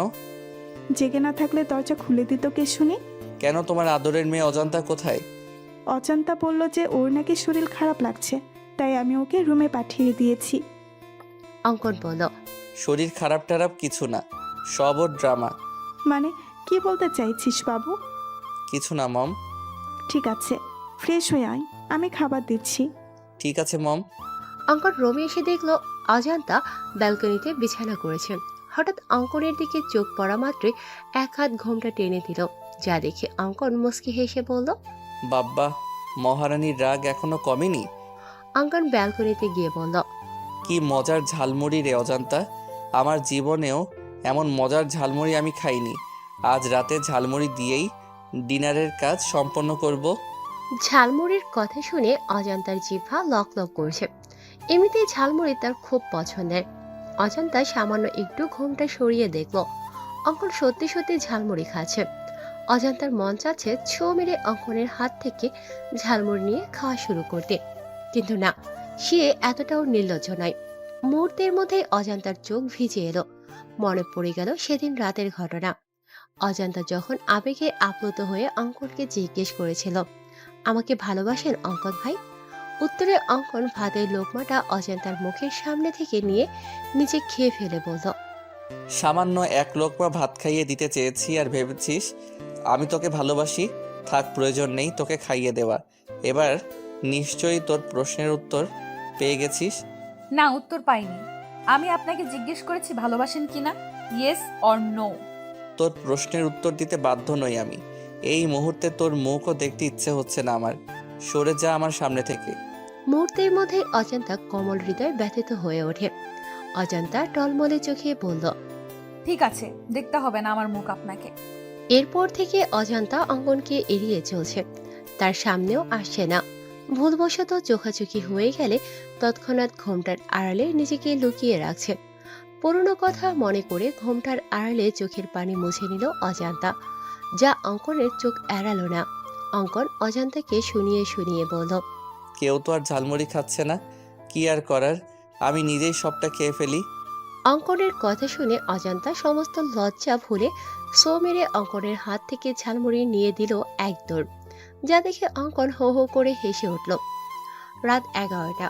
অজান্তা ঘুমানোর জন্য ব্যালকনিতে বিছানা ঠিকঠাক করে ঘুমানোর প্রস্তুতি নিচ্ছে। এমন সময় অঙ্কন ব্যালকনিতে উপস্থিত হয়। অঙ্কনকে দেখা মাত্র হায় আল্লাহ বলে অজান্তা মাথায় ঘোমটা টেনে নিজেকে আড়াল করে নেয়। অঙ্কন বিরক্তিতে মুখ থেকে চ জাতীয় শব্দ বের করে বলল, ড্রামাবাজ মহিলা, দয়া করে তোর ড্রামা বন্ধ কর। এমন ভাব করছিস যেন তোর সামনে স্বয়ং তোর ভাসুর এসেছে, তাকে দেখে নিজেকে ঘোমটার আড়ালে নিয়ে গিয়েছিস। আপনি নিজেই বলছেন আপনাকে যেন আমার মুখ না দেখাই, তার জন্যই তো এই অভিনব পদ্ধতি অবলম্বন হয়েছে। এতে আপনার সমস্যা কোথায় আমি বুঝতে পারছি না। তাছাড়া আপনার এখানে কি চাই? তোকে মানে এখানে তো শুতে হবে না, বিছানায় চল। এমনিতেই বেলকনিতে শুয়ে শুয়ে জ্বর ঠান্ডা বাঁধিয়ে নিয়েছিস, বড় কোনো রোগ বাঁধানোর আগে বিছানায় চল। মরে গেলেও যাব না আমি। আপনার করা অপমানের কথা ভুলিনি আমি। ঠিক আছে, তোর যাওয়া লাগবে না, আমি নিজেই তোকে নিয়ে যাচ্ছি বলে অঙ্কন অজান্তাকে কোলে তুলে নেয়। ফজরের আজানের মিষ্টি ধ্বনি কর্ণপাত হতেই ঘুম হালকা হয়ে গেল অজান্তার। অজান্তার মনে হচ্ছে সে কোনো শক্ত পাথর ব্যবহার করেছে তার বালিশ হিসেবে। পরক্ষণে অজান্তা বুঝতে পারে তার বালিশ হিসেবে ব্যবহৃত জিনিসটা কোনো পাথর নয়, স্বয়ং তার বর সিআইডি অফিসার অঙ্কন চৌধুরীর বুক। তখনই অজান্তার মনে পড়ে যায় রাতের ঘটনা। অজান্তা বিছানায় আসবে না বলতেই অঙ্কন তাকে কোলে তুলে নেয়। অজান্তা অঙ্কনের কোল থেকে নামার জন্য ছটফট করলে অঙ্কন ফট করে অজান্তার কপালে চুমু দিয়ে দেয়। ব্যাস, অজান্তার সারা শরীরে বিদ্যুৎ গতিতে শিহরণ বয়ে যায়। মুহূর্তের মধ্যেই সে যেন কাঠের পুতুলে পরিণত হয়ে যায়। একদম বিড়াল ছানার মতো অঙ্কনের বুকে লেপ্টে পড়ে থাকে অজান্তা। অঙ্কন তাকে নিয়ে বিছানায় শুয়ে দিয়ে নিজেও তার পাশে শুয়ে পড়ে। অবশ্য শোয়ার আগে অঙ্কন মাঝখানে কোলবালিশ দিয়েছিল, কিন্তু অজান্তা দেখলো কোলবালিশ নিচে পড়ে রয়েছে আর অজান্তা পড়ে রয়েছে অঙ্কনের বুকে। অজান্তা অঙ্কনকে ভালো করে পর্যবেক্ষণ করে বলল, ইস, আমার ব্ল্যাক ডায়মন্ডটা। আমি খুব ভালো করেই জানি ব্ল্যাক ডায়মন্ড আপনি আমাকে ভালোবাসেন। আমি খুব ভালো করেই জানি ব্ল্যাক ডায়মন্ড আপনি আমাকে ভালোবাসেন, আর সেই ভালোবাসার গভীরতা অনেক বেশি। আপনি আমার সাথে যা যা করেছেন সবটা আপনার অভিনয়। কোনো এক অজানা কারণে আপনি আমাকে দূরে সরিয়ে রেখেছেন। আমার মতো আপনারও প্রেমের বইটা অনেক আগেই খুলেছে, আর খুব শীঘ্রই আপনি নিজের মুখে বলবেন, হ্যাঁ অজন্তা, তোমার মতো আমারও প্রেমের বইটা খুলে গেছে। 7-5 ভেবে অজান্তা বিছানা ছেড়ে উঠতে যাবে, তার আগেই শাড়িতে টান পায়। অজান্তা দেখে তার শাড়ির আঁচলের কিছু অংশ অঙ্কনের পিঠের নিচে রয়েছে। অজান্তা এসে আবারও অঙ্কনকে জড়িয়ে ধরে বলে, আচ্ছা ব্ল্যাক ডায়মন্ড, আপনি কালা আমি ধলা, আমাদের পোলাপাইন কি কালা ধলার সংমিশ্রণে বেগুনি কালারের হবে? বুকের উপর ভারী কিছু অনুভব করতে অঙ্কনের ঘুম ভেঙে যায়। ঘুম ভাঙতেই দেখে অজান্তা তার বুকের উপর বিড়াল ছানার মতো লেপ্টে রয়েছে, যা দেখে অঙ্কনের ইচ্ছে হয় না অজান্তাকে জাগাতে। সে চোখ বুজে ঘুমের ভান ধরে পড়ে থাকে, কিন্তু অজান্তার আজগুবি কথা শুনে সে আর স্থির থাকতে পারে না। অঙ্কন এক ঝটকায় অজান্তাকে নিজের থেকে সরিয়ে ধমক দিয়ে বলে, what the hell are you? অঙ্কনের ধমকে অজান্তা ভয় পাওয়ার পরিবর্তে দাঁত কেলিয়ে বলে, বলেন না অঙ্কন ভাই, আমাদের পোলাপাইন কি বেগুনি কালারের হবে? এই জন্যই কথায় বলে বানরদের বেশি লাই দিতে নেই। বেশি লাই পেয়ে তারা ঠিক এইভাবে মাথায় উঠে নাচতে শুরু করে। অনেক নেচেছিস, এবার নাম আমার বিছানা থেকে। অজান্তা বিছানা থেকে নেমে ওয়াশরুমের দিকে যেতে গিয়ে ফিরে এসে অঙ্কনের দু গালে 2টা চুমু দিয়ে বলল, আমি কখনো কারোর কাছে ঋণী থাকি না। আপনি রাতে আমাকে একটা চুমু দিয়েছিলেন, তাই এখন আমি সুদ সহ 2টা ফেরত দিলাম। হিসাব একদম বরাবর। বলে অজান্তা ওয়াশরুমে চলে গেল। অজান্তার যাওয়ার পানে তাকিয়ে অঙ্কন বলল, আমিও দেনাদার হয়ে থাকতে পছন্দ করি না। পাওনাদারকে তার পাওনা ঠিক সময় পরিশোধ করে দিতে পছন্দ করি। বলে আবারও ঘুমের রাজ্যে পাড়ি জমালো অঙ্কন। অজান্তা ফজরের নামাজ আদায় করে নিচে এসে দেখল নাতাশা চৌধুরী কিচেনে রান্না করছে। অজান্তা অবাক হয়ে জিজ্ঞেস করল, এ কি বড় মা, এত সকাল সকাল তুমি কিচেনে কেন? তোমার ক্ষুধা লেগেছে আমাকে বলতে পারতে, আমি নাস্তা তৈরি করে দিতাম। তুমি শুধু শুধু কষ্ট করে এত সকাল সকাল উঠতে গেলে কেন? আমাদের এক জায়গায় যেতে হবে অজান্তা, তার জন্যই সকাল সকালে রান্না বসিয়েছি। তোর দাদিমারও যাওয়ার কথা ছিল, কিন্তু ওনার নাকি হুট করে মাথা ব্যথা শুরু হয়েছে, তাই আমি আর তুই যাব। তুই দাঁড়িয়ে না থেকে আমার কাছে হাত লাগা, আবার বিকেলের মধ্যে ফিরতে হবে তো। ঠিক আছে বড় মা, বলো কি করতে হবে আমাকে? তুই ছোলার ডালটা ধুয়ে প্রেশার কুকারে দিয়ে দে, আমি লুচির জন্য ময়দা মেখে রাখি। বাবু কিছুদিন থেকে লুচি আর ছোলার ডাল খেতে চাইছে, তাই ভাবলাম আজ বাবুর পছন্দের লুচি আর নারকেল দিয়ে ছোলার ডাল করি। ঠিক আছে বড় মা, তাহলে আজকে সকালের নাস্তা একদম জমে ক্ষীর হবে। তোমার হাতে লুচি আর ছোলার ডাল, উফ, এখনই জিভে জল চলে এসে গেছে। হয়েছে হয়েছে, এত আলু দিতে হবে না। অজান্তা আর নাতাশা চৌধুরী রান্না করছে, এমন সময় সেখানে বেলি উপস্থিত হয়। বেলিকে দেখে নাতাশা অজান্তাকে বলল, তুই এখন যা, রেডি হয়ে নে, রান্না প্রায় হয়ে এসেছে, বাকিটা আমি আর বেলি করে নিচ্ছি। ঠিক আছে বড় মা। মম, সকাল সকাল সাজগোজ করে কোথাও যাচ্ছ নাকি? হ্যাঁ বাবু, তোর বিথি আন্টিকে চিনিস না? হ্যাঁ, কি হয়েছে বিথি আন্টির? ও নাকি 2 দিন আগে সিঁড়ি থেকে পড়ে গিয়ে মাথায় পায়ে বাজেভাবে আঘাত পেয়েছে। হসপিটালে ছিল, এখন নাকি একটু সুস্থ, তাই বাড়িতে রেখে ট্রিটমেন্ট করা হচ্ছে। ঠিক আছে, যাও তাহলে, দেখে আসো। তোমার বান্ধবীকে? বলছিলাম কি বাবু, তুই কি গাড়ি করে যাবি? না মম, গ্রামে ছোট ছোট রাস্তা, গাড়ি যায় না, বাইকে করে যাব। কেন, কি হয়েছে মম? তোর ড্যাড গাড়ি নিয়ে বেরিয়েছে, এখন আমরা কিভাবে যাব বুঝতে পারছি না। এক কাজ করো মম, বাসে করে চলে যাও। আমিও বাসে করে যাব ভাবছিলাম, কিন্তু অজান্তা তো বাসে জার্নি করতে পারে না, মেয়েটার মাথা ঘুরে বমি পায়। ওর জন্যই তো, না হলে আমার কোনো সমস্যা ছিল না। অজান্তাও যাবে? বলতেই অঙ্কনের চোখ যায় সিঁড়ি বেয়ে নেমে আসা নববধূর দিকে। ফর্সা গায়ে কালো জামদানি শাড়িটা একদম ফুটে রয়েছে, কোমর পর্যন্ত কোকড়ানো চুলগুলো যেন সমুদ্রের ঢেউ খেলে যাচ্ছে। মুখে নেই কোনো ভারী মেকআপ। মেয়েদের চোখে কাজল দিলে মায়াবী লাগে, কিন্তু এই মেয়ে কখনো কাজল পরে না। চোখে আইলাইনার আর ঠোঁটে সামান্য একটু লিপস্টিক, ব্যাস এতেই যেন তার শ্বাস পরিপূর্ণ হয়ে উঠেছে। অঙ্কনের কাছে মনে হচ্ছে সিঁড়ি দিয়ে ফুটন্ত কোনো গোলাপ নেমে আসে। অঙ্কন অজান্তার দিকে তাকিয়ে হুট করে পড়ে উঠল। মম, তোমরা বরং আমার বাইকে চলো, আমি তোমাদের ড্রপ করে দিব। অজান্তা এগিয়ে এসে বলল। আমি আপনার সাথে যাব না ব্ল্যাক ডায়মন্ড। অঙ্কন তেড়ে এসে বলল। বেশি পাকনামি করলে একদম গুলি করে মাথার খুলি উড়িয়ে দিব। আমি বাইরে ওয়েট করছি, তাড়াতাড়ি মমকে নিয়ে আয়। অঙ্কন যাওয়ার পানে চেয়ে অজান্তা ব্যঙ্গ করে বলল। একদম গুলি করে খুলি উড়িয়ে দিব। আসিস গুলি করে খুলি উড়িয়ে দিতে, তোর লুঙ্গি পরা ছবি ভাইরাল করে দিব, হা হা হা। বিথি খন্দকার, পেশায় একজন শিক্ষিকা। তার প্রথম স্বামী অ্যাক্সিডেন্ট করে মারা যাওয়ার পর পারিবারিকভাবে রেদওয়ান নামের একজন বিশিষ্ট শিল্পপতির সাথে বিয়ে হয়। রেদওয়ানের প্রথম স্ত্রী একজন মেয়ে রয়েছে। সে একদম দু চোখে বিথিকে সহ্য করতে পারে না। 2 দিন আগে বিথি কলেজে যাওয়ার জন্য তাড়াতাড়ি করে সিঁড়ি বেয়ে নামছিল। হঠাৎ করে কোনো পিচ্ছিল জাতীয় কিছুর উপর স্লিপ করে সে পড়ে যায়, যার কারণে মাথায় ও পায়ে আঘাত পায়। বিথির ধারণা কেউ ইচ্ছাকৃতভাবে তাকে আঘাত করার জন্য এই কাজ করেছে। যদিও সে জানে এই কাজ করেছে, তবুও কিছু না বলে মুখ বুজে সবটা সহ্য করে নিয়েছে। বিথি এখন একটু সুস্থ, যার কারণে বাসায় নিয়ে আসা হয়েছে।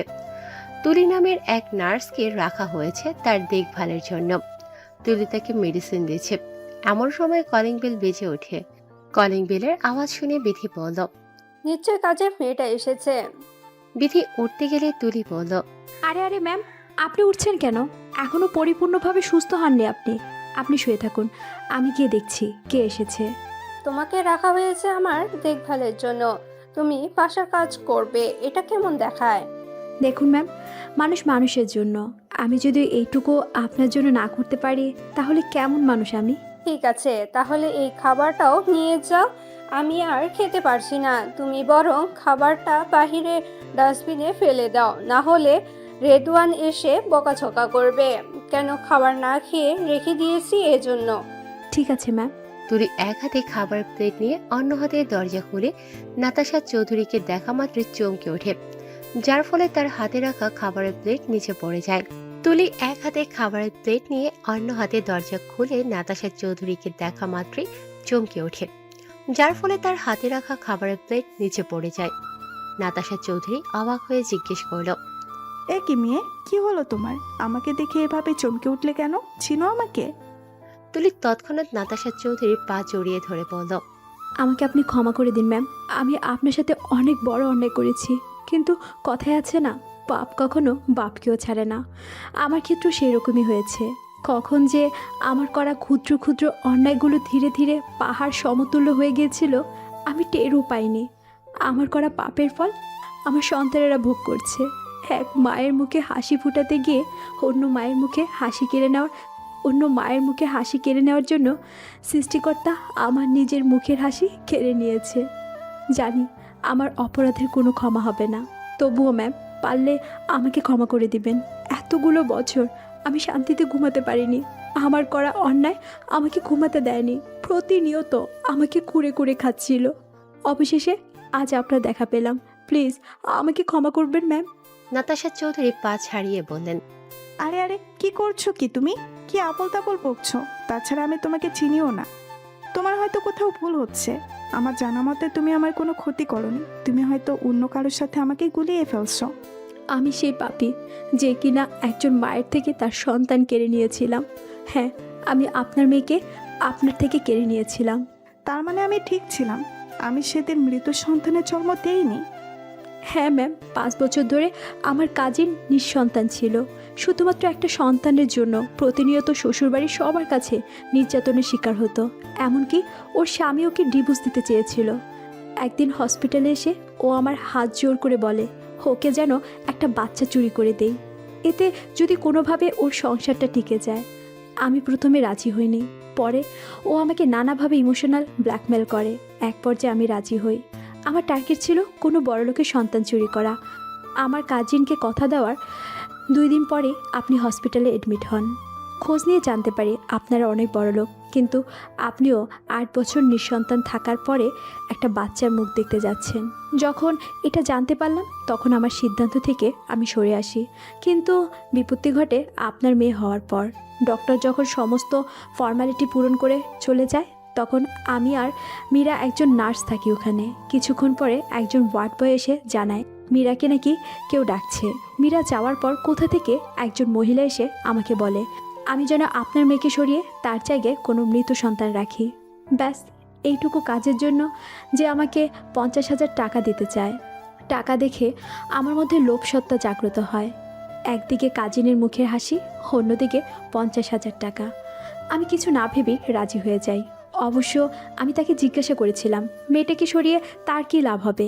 সে বলেছিল আদর ব্যাপারী হয়ে আমি যেন জাহাজের খবর না রাখি। এটাও বলেছিল আমি যদি কারো কাছে এই বাচ্চা চুরির ব্যাপারে কিছু বলি তাহলে আমাকে প্রাণে মেরে দেবে। নাতাশা চৌধুরী চোখের পানি মুছে বলল, তারপর কি হলো? কোথায় আমার মেয়েটা? এখনো বেঁচে আছে কি? আমি আমার কাজিনকে বাচ্চাটা দিয়ে আসি। বাচ্চা পেয়ে অনেক খুশি হয়েছিল মেয়েটা। ভেবেছিলাম হয়তো তার সংসারটা টিকে যাবে, কিন্তু ওর শ্বশুর বাড়ির কেউ বাচ্চাটাকে মেনে নিতে পারেনি। আমার কাজিন বাচ্চাকে নিয়ে শ্বশুর বাড়ি থেকে বেরিয়ে আসে। 3-4 মাস অনাত্র থাকার পর কিভাবে জানি ওর স্বামী ওদের খোঁজ পেয়ে যায় আর বাচ্চাটাকে মেরে ফেলতে চায়। পরে আমার কাজিন বাচ্চাটার জীবন বাঁচাতে কোনো এক বড়লোকের বাড়ির মধ্যে রেখে আসছিল। মুহূর্তের মধ্যেই নাতাশা চৌধুরীর মুখে এক চেলতে হাসি ফুটে উঠল। তিনি মনে মনে বললেন, অজান্তাকে যখন পাই তখন ওর বয়স আনুমানিক 3 থেকে 4 মাস ছিল। আর আশ্চর্যজনক বিষয় হলো মেয়েটা অনেক কান্না করছিল, আর আমি যখন কোলে তুলে নিয়েছিলাম একদম চুপ হয়ে গেছিল। মনে হচ্ছিল যেন তার মায়ের কোল খুঁজে পেয়েছে। তার মানে কি অজান্তাই আমার হারিয়ে যাওয়া মেয়ে? এই জন্যই তুমি বারবার বেলাকে দোষারোপ করছিলে, তাই না? নিজের দোষ বেলার উপর চাপিয়ে দিতে চেয়েছিলে, তাই না রেশমি? কিন্তু তোমার ছোট্ট একটা ভুল আমাদেরকে খুনি পর্যন্ত পৌঁছে দিল। হয় সাহেব, আমি এসব করছি।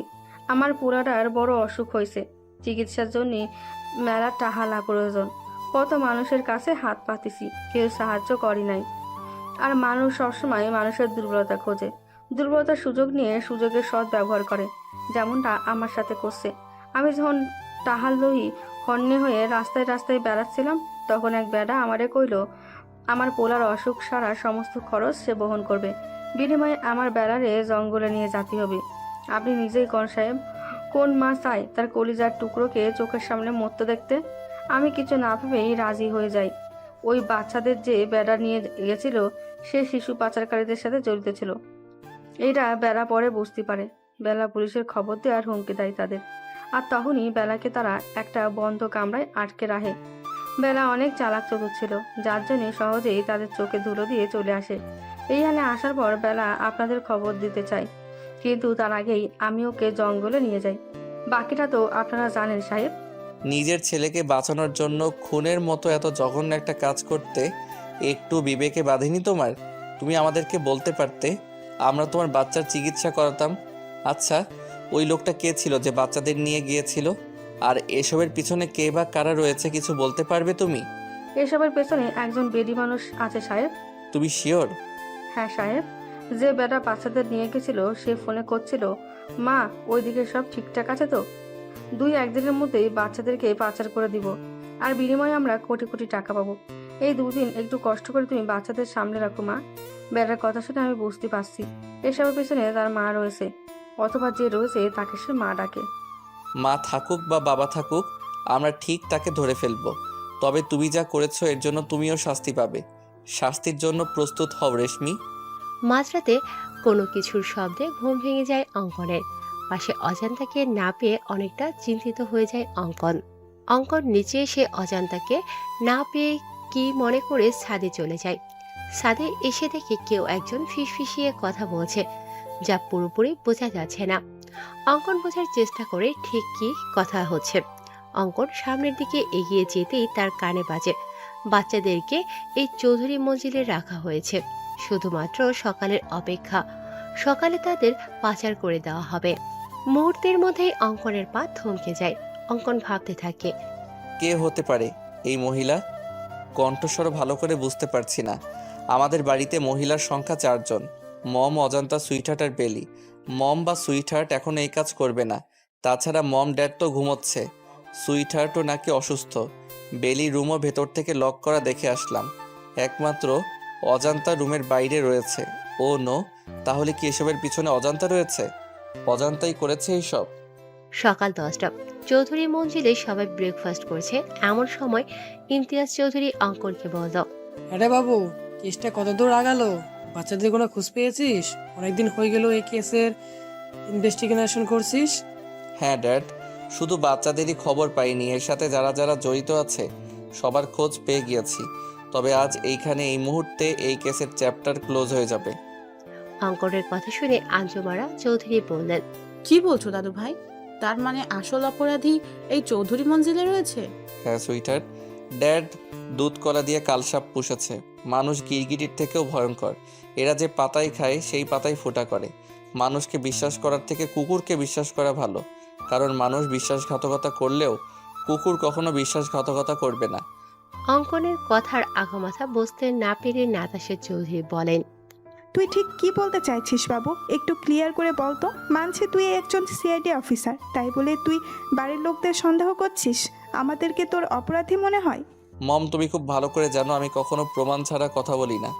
আমি যখন বলেছি আসল অপরাধী এই বাড়িতে রয়েছে, তার মানে নিশ্চয়ই প্রমাণ সঙ্গে করে নিয়ে এসেছি। তাহলে বলছিস না কেন? কে করেছে এসব? কে বা কারা এর পেছনে রয়েছে? অজান্তা। অজান্তার কথা শুনে আঞ্জুমারা চৌধুরীর মুখে হাসি ফুটে উঠল। তিনি বললেন, আমার প্রথম থেকেই এই মেয়ের উপর সন্দেহ ছিল। নিশ্চয়ই ও টাকার জন্য এসব করেছে। লোভী মেয়ে একটা। দাদু ভাই, তুমি বরং ওকে নিয়ে জেলে ভরে দাও। কত বড় সাহস! সিআইডি অফিসারের বাড়িতে থেকেই বাচ্চা পাচার করছে। না জানি আরো কি কি অপরাধের সাথে জড়িত আছে এই মেয়ে। আর কত ভালো মানুষের মুখোশ পরে থাকবে সুইটহার্ট। অনেক ভালো অভিনয় করতে পারো তুমি। অমানুষের আড়ালে দিব্যি ভালো মানুষের মুখোশ পরে রয়েছো। তোমার মুখোশ খোলার সময় এসে গিয়েছে তো। এখন ভালোই ভালোই তুমি নিজের মুখটা সবটা স্বীকার করবে, নাকি আমি নিজেই? অঙ্কনের বাকি কথা শেষ হওয়ার আগেই আঞ্জুমারা চৌধুরী তোতলাতে তোতলাতে বলল, এসব তুমি কি বলছো দাদু ভাই? আমি এসব করেছি মানে? এই ইমতিয়াজ, কি বলছে এই ছেলে? মাকে অপমান করছে আর তুমি চেয়ে চেয়ে দেখছো? কেমন ছেলে তুমি? হ্যাঁ তুমি করছো সুইটহার্ট। কিভাবে পারলে এমনটা করতে? কিসে কম ছিল তোমার? আমি প্রথমে ভেবেছিলাম এই সব কিছু অজান্তা করেছে, কিন্তু যখন ছাদ থেকে নেমে আসি তখন দেখি অজান্তা কিচেনে রয়েছে। তখনই আমার মনে সন্দেহ জাগে। আমি তোমার রুমে গিয়ে দেখি তুমি নেই। বিছানায় বালিশের গায়ে কাঁথা দেওয়া রয়েছে, যাতে কেউ দেখলে মনে করে তুমি এখানে শুয়ে রয়েছো। আর তুমি যেহেতু আগে থেকে অসুস্থ হওয়ার নাটক করেছো, তাই সবাই ভাববে হয়তো তুমি অসুস্থতার জন্য ভুলে গিয়েছো দরজা লক করতে। তুমি নিজেকে অনেক চালাক মনে করো, তাই না সুইটহার্ট, ওরফে শিশু পাচারকারী দলের লিডার? অঙ্কনের কথা শুনে ইমতিয়াজ চৌধুরী তেড়ে এসে অঙ্কনকে থাপ্পড় দিয়ে বলল, হাউ ডেয়ার ইউ! একটা বাইরের ছেলে হয়ে তোর সাহস হলো কি করে আমার মাকে অপমান করার? বাইরের ছেলে কথাটা শুনে অঙ্কনের পা থমকে যায়। পুরুষ মানুষের নাকি কান্না করতে নেই, কিন্তু অঙ্কন হাজার চেষ্টা করেও চোখের পানি আটকাতে পারেনি। অঙ্কন নিজেকে সামলে নিয়ে বলল, হ্যাঁ স্যার, আপনি ঠিকই বলেছেন। আমি একটা বাইরের ছেলে, যা আমি আগে থেকেই জানি। তবে আপনি এটাও ভুলে যাবেন না আমি একজন সিআইডি অফিসার। আর একজন সিআইডি অফিসারের কাজ সম্পর্কে আপনার নিশ্চয়ই ধারণা আছে। আমি যে মিথ্যা বলছি না তার প্রমাণ এখনই পেয়ে যাবেন মিস্টার ইমতিয়াজ চৌধুরী। অঙ্কন একটু দূরে গিয়ে ঈশানকে কল করে বলল, ঈশান, বাচ্চাদের নিয়ে এসো। জি স্যার। 5 মিনিট পরে ঈশান বাচ্চাদের নিয়ে এলো।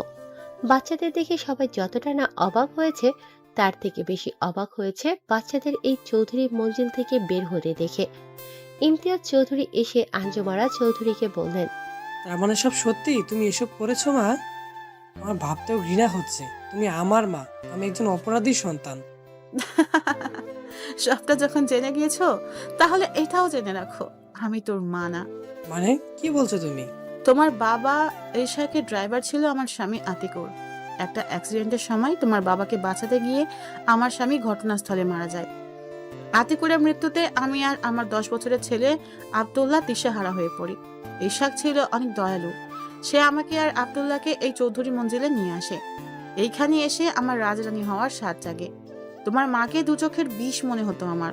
আমি একদিন সুযোগ বুঝে তোমার মায়ের খাবারে ঘুমের ঔষধ মিশিয়ে দেই, আর তোমার মা ঘুমিয়ে পড়লে তাকে বালিশ চাপা দিয়ে মেরে ফ্যানের সঙ্গে ঝুলিয়ে দিয়ে আত্মহত্যা নামে চালিয়ে দেই। আর বুদ্ধি করে তোমার মায়ের হাতের লেখা নকল করে একটা সুইসাইড নোট লিখে রাখি যে আমার মৃত্যুর জন্য কেউ দায়ী নয়। আমার স্বামীর কাছে আমার একটা অনুরোধ, আমার যেন পোস্টমর্টম করা না হয়। ব্যাস, বোকা এশাক তার প্রিয়তমা স্ত্রীর কথা রাখতে গিয়ে জানতেও চায়নি তার স্ত্রীর মৃত্যু কিভাবে হয়েছে। প্রিয়তমা স্ত্রীকে হারিয়ে ইশাক অনেক ভেঙে পড়ে। আমি সেই সুযোগটা কাজে লাগিয়ে দিলাম। আমি তাকে নানাভাবে বোঝানোর চেষ্টা করলাম সে যেন সব ভুলে নতুন জীবন শুরু করে। তুমি তখন খুব ছোট। ইশাককে বললাম তোমার জন্য একটা মা প্রয়োজন, না হলে তুমি মানুষের মতো মানুষ হতে পারবে না। এতে ইশাক রাজি হয় না। ইশাক বলে দ্বিতীয় কোনো নারীকে তার জীবনে গ্রহণ করবে না। সে একাই তোমাকে বাবা মায়ের স্নেহে ভালোবাসা দিয়ে বড় করবে। পরে আমি তোমাকে ব্যবহার করি, নানাভাবে তোমাকে নিজে আঘাত করে নিজেই সারিয়ে তুলি। তোমার বাবার সামনে প্রমাণ করি আমি তোমার মা হওয়ার যোগ্য। ইশাককে অনেক বোঝানোর পর তোমার কথা ভেবে তোমার বাবা আমাকে বিয়ে করে। তারপর সুযোগ বুঝে তোমার বাবাকেও মেরে দেই আমি। ছি ছি ছি, এত নিচু তুমি! মনে হচ্ছে তোমার মুখে থুতু ছুঁড়ে মারি। কিভাবে পারলে এতগুলো মানুষের বিশ্বাস নিয়ে খেলতে? শুধুমাত্র তোমার জন্য আমার ছেলেটাকে আমি ভুল বুঝেছি, তাকে বাইরে ছেলে উপাধি দিয়েছি, এমনকি তাকে থাপ্পড় দিতেও আমার হাত কাঁপেনি। এই মুহূর্তে আমার মনে হচ্ছে তোমাকে ফাঁসির দড়িতে ঝুলে দিতে পারলে আমার মন শান্তি লাগতো। অঙ্কন বলল, আপনি চিন্তা করবেন না স্যার, সে একজন খুনি ও পাচারকারীদের লিডার। ফাঁসির দড়ি তার জন্য বরাদ্দ রয়েছে। ও সুইটার, একটা কথা বলতে ভুলে গিয়েছিলাম, তুমি একা ফাঁসির দড়িতে ঝুলবে না। তোমার আদরের ছেলে আব্দুল্লাহ, যার জন্য এত কিছু করেছো তুমি, সেই আব্দুল্লাহও তোমার সাথে ফাঁসির দড়িতে ঝুলবে। আমি আমার দোষ স্বীকার করে নিয়েছি। প্লিজ আমার ছেলেটাকে ছেড়ে দাও। ও তো কোনো খুন করেনি, ও শুধু আমার সঙ্গ দিয়েছে। ওকে প্লিজ ছেড়ে দাও। কেউ ছাড়া পাবে না। তুমি না মা? কেমন মা তুমি? মায়েরা সন্তানদের সঠিক শিক্ষা দেয়, আর তুমি নিজের হাতে অপরাধী তৈরি করছো। অপরাধ করার আগে তোমার ভাবা উচিত ছিল এর ফল কেমন হবে। এখন যাও, 14 শিকের মধ্যে গিয়ে মা ছেলে মিলে কোটি কোটি টাকার হিসাব করো। চলো সুইটার। 1 মিনিট দাদু ভাই, জীবনে কখনো ভালো কাজ করিনি আমি। পাপের সাগরে ডুবে থেকেছি, আর তার ফলস্বরূপ ফাঁসির দড়ি আমার অপেক্ষা করছে। জীবনের এই অন্তিম সময়ে এসে অন্তত একটা ভালো কাজ করে যেতে চাই। নাটক না করে যা বলার তাড়াতাড়ি বলো। আঞ্জুমারা চৌধুরী নাতাশার কাছে এসে পা জড়িয়ে ধরে বলল, আমাকে তুমি ক্ষমা করে দিও। আমি তোমার জীবন থেকে সমস্ত সুখ কেড়ে নিয়েছি। নাতাশা চৌধুরী পা ছাড়িয়ে নিয়ে বললেন, নাটক বন্ধ করুন প্লিজ। বাবু, এই মহিলাকে নিয়ে যা। আমার সহ্য হচ্ছে না এই মহিলাকে। চলে তো আমি যাবই বৌমা, তবে যাওয়ার আগে একটা কথা বলতে চাই। হ্যাঁ বলুন, আর কি কি চমক দেওয়ার বাকি আছে? এমনিতেই অনেক চমকপ্রদ কথা শুনিয়েছে, আর কিছু শোনার ইচ্ছে হচ্ছে না। তবুও শেষ ইচ্ছে বলে কথা, বলুন কি বলতে চান? অজান্তাই তোমার হারিয়ে যাওয়া মেয়ে বৌমা। এক্ষুনি কি বললেন আপনি মা? আবার বলুন। অজান্তাই তোমার হারিয়ে যাওয়া মেয়ে। তুমি সেদিন মৃত সন্তানের জন্ম দাওনি। আমি চাইনি তোমার কোনো উত্তরাধিকার পৃথিবীর আলো দেখুক। তাই তো সেদিন তুলিকে দিয়ে তোমার মেয়েকে সরিয়ে তার জায়গায় মৃত ছেলে রেখে দেই।